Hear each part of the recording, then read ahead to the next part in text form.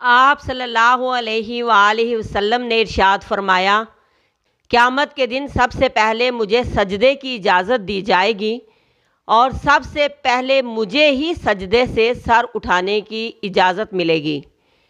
मैं आगे पीछे दाएं बाएं देखूंगा और सारी उम्मतों में से अपनी उम्मत को पहचान लूँगा। एक आदमी ने अर्ज़ किया, ए अल्लाह के नबी सल्लल्लाहु अलैहि वसल्लम, उम्मतों के इस बड़े हजूम में से आप अपनी उम्मत को कैसे पहचानेंगे? आप सल्लल्लाहु अलैहि वसल्लम ने इरशाद फरमाया, मैं उनको उनके वुज़ू के निशानात से पहचान लूँगा, यानी उनके वुज़ू के अज़ा चमक रहे होंगे और ये मेरी उम्मत के अलावा किसी और के पास नहीं होगा। और मैं उनको पहचान लूँगा कि उनके नामाए अमाल उनके दाएं हाथों में होंगे और उनके चेहरों से उनको पहचान लूँगा और उस नूर से उनको पहचान लूँगा जो उनके आगे आगे उनके साथ जा रहा होगा।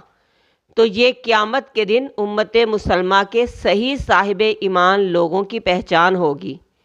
अल्लाह पाक से दुआ है कि अल्लाह तबारक व तआला हमें भी ऐसे ही ईमान वालों में शामिल करे।